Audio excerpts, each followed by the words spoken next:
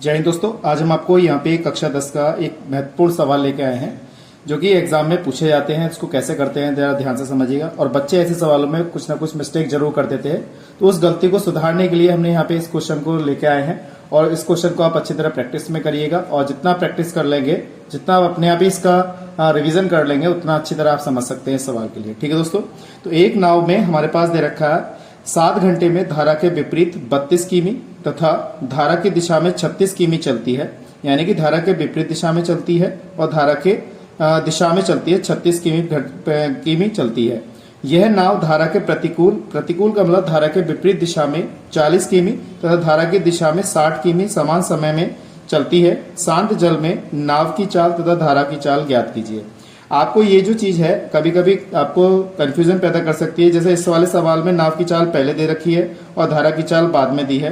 तो कहीं कहीं ऐसा हो सकता है कि धारा की चाल पहले दी होगी और नाव की चाल बाद में दी होगी। तो उसे घबराने वाली बात नहीं है। आप जो चीज पहले दे रखी है उसको वो चीज पहले मान लीजिएगा, उसमें कोई दिक्कत नहीं है, आंसर आपका सेम ही आएगा। ठीक है दोस्तों, तो ये बात आपको ध्यान में रखनी है। तो कैसे करते हैं, वीडियो में बने रहिएगा। चाहे पहली बार आए चैनल को सब्सक्राइब कीजिएगा, वीडियो का शेयर कीजिएगा, कमेंट करके जरूर बताइएगा। अब जैसे हमारे पास लिखा हुआ है एक नाव में 7 घंटे में धारा के विपरीत 32 किमी और धारा की दिशा में 60 किमी। तो यहाँ पे नाव की चाल और धारा की चाल के बारे में चर्चा हो रही है। तो हम यहाँ पे क्या करते हैं, इसको मान लेते हैं। तो यहाँ पे मान लेते हैं, माना सबसे पहले हम इसी के बारे में बात करते हैं। तो पहले हमें नाव की चाल दी है, तो यहाँ मान लेंगे माना नाव की चाल। ठीक है दोस्तों, नाव की चाल हमारे पास कितनी है ये चीज हम देखते हैं। तो नाव की चाल हमने कितनी मान ली, यहां पर ये मान लिया हमने x किलोमीटर प्रति घंटा, ये मान ली। इसी प्रकार से हम मान लेंगे, माना यहां पर धारा की चाल के बारे में बात कर रहा है, तो धारा की चाल हम मान लेते हैं यहां पर कितनी आ जाएगी, y किलोमीटर प्रति घंटा। इस टाइप से हमने इसको मान लिया। ठीक है, अब आप जानते हैं चाल बराबर दूरी बटे समय होता है। तो उसके आधार पर उसको समझने से पहले हम क्या करते हैं, जो धारा की दिशा में और धारा के विपरीत दिशा में हम बात कर रहे हैं उसको हम यहाँ पे लिख लेते हैं। तो धारा की दिशा में चाल हमारी नाव और धारा की चाल जो होगी वो कैसी होगी, ये चीज देखनी है। तो उसको लिखने के लिए हमें सबसे पहले क्या काम करना पड़ेगा, धारा की दिशा में चाल देखनी पड़ेगी और ऐसे ही नाव की चाल देखनी पड़ेगी। ठीक है, और धारा की दिशा में भी और धारा के विपरीत दिशा में भी। ठीक है, अब नाव की चाल हमारे यहाँ पे x मानी है, धारा की चाल हमने कितनी मानी है, y। अब ये नाव और धारा की जो चाल होगी वो शांत पानी में कितनी होगी और विपरीत पानी में कितनी होगी, ये चीज हमें देखनी पड़ेगी।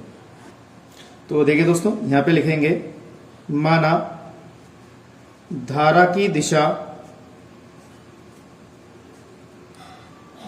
दिशा में नाव और धारा की चाल, यहाँ पे लिख सकते हैं चाल हमारे पास कितनी हो जाएगी, यहाँ पर x प्लस वाई हो जाएगी यहाँ पर।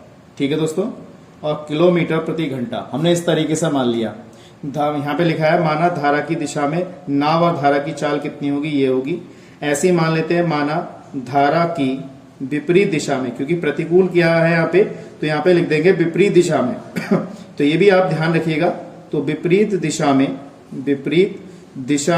यहाँ पे लिख देंगे विपरीत दिशा में नाव और धारा की जो चाल होगी वो कितनी हो जाएगी हमारी, x माइनस वाई किलोमीटर प्रति घंटा हो जाएगी। इस तरीके से हमने इसको यहाँ पे लिखा। तो इस तरीके से हमने सवाल को सॉल्व करते हुए चल रहे हैं, इसको केयरफुली समझिएगा। तो हमने यहाँ पे इतना लिख दिया x प्लस वाई, तो किलोमीटर प्रति घंटा, x माइनस वाई किलोमीटर प्रति घंटा हो गई। अब बात करते हैं यहाँ पे समीकरण बनाने की। तो हमारे पास फॉर्मूला होता है चाल बराबर दूरी बटे कितना हो जाएगा हमारे पास, समय हो जाएगा। ठीक है, तो इसको मैं क्या करता हूँ, थोड़ा सा चेंज करता हूँ। तो समय बराबर, क्योंकि समय की बात कर रहा है, समय बराबर यहाँ पे दूरी और हमें क्या दे रखी है, चाल दे रखी है। तो इसको लिखते हैं। अब देखिए यहाँ पे समझने की चीज रही, तो इसको कैसे लिखेंगे हम। ये कह रहा है एक नाव में 7 घंटे में धारा के विपरीत कितनी है, 32 किमी। धारा के विपरीत तो 32 किमी है और धारा की दिशा में 36 किमी है। यानी कि दूरी तो हमारे पास ये दे रखी है 32, धारा की विपरीत दिशा में 32 है और धारा की दिशा में कितनी दे रखी है, 36 किमी चलती है। तो इसको लिखते हैं सबसे पहले।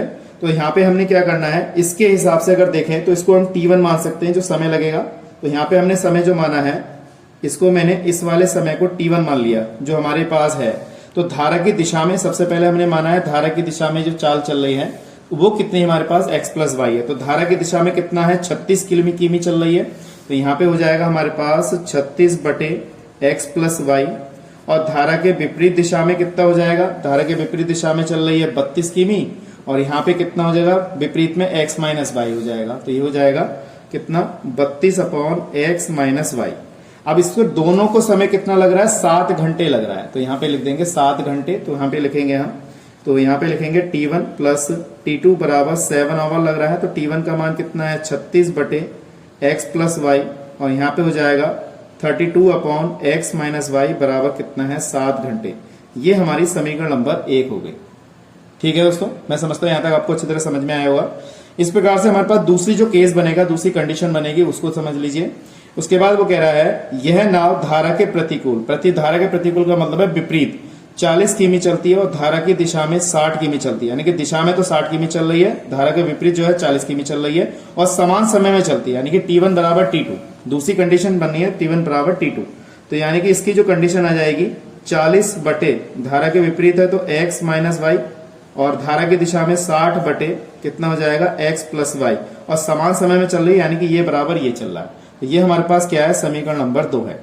ठीक है, अब हमारे पास समीकरण नंबर 1, समीकरण नंबर 2 हो गई, और इसके आधार पे हम क्या करते हैं, इसको सॉल्व करते हैं। ठीक है, तो देखिए अब इस समीकरण को सॉल्व करते हैं और समीकरण का मान निकाल के हम इसमें लगा देते हैं। तो यहाँ पे लगाते हैं, इसको सॉल्व करते हैं।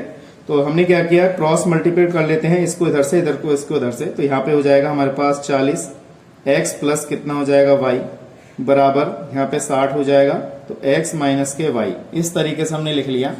अब इसको काटना चाहो तो 0 से 0 कट जाएगा, यहाँ पे 2 दूनी 4 और 2 तिया कितना 6 हो जाएगा, और 2 से अंदर मल्टीप्लाई करेंगे तो 2x, यहाँ पे हो जाएगा 2y, यहाँ पे हो जाएगा हमारे पास 3x माइनस का 3y। इस तरीके से हमने यहाँ पे इसे लिख लिया।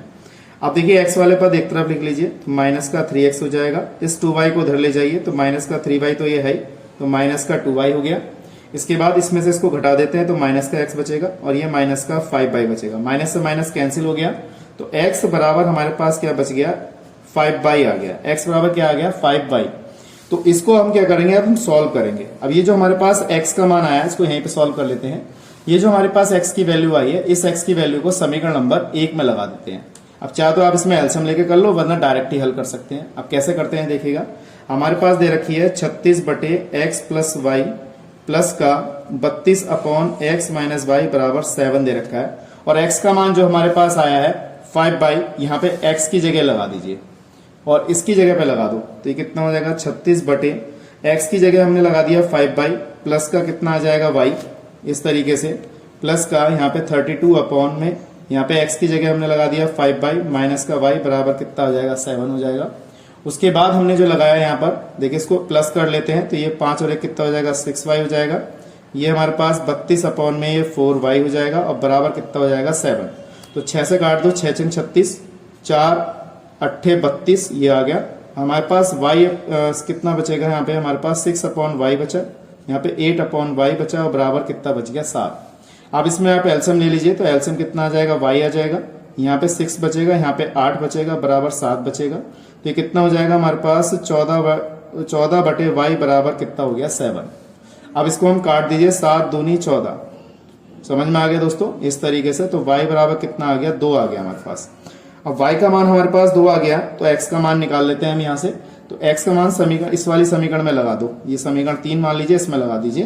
तो यहाँ पे हमारे पास कितना आ गया, समीकरण 3 में हमने देखिए x बराबर 5y है, तो x बराबर 5 इंटू 2, तो यहाँ पे x बराबर कितना आ गया 10, हमारे पास इतना आ गया।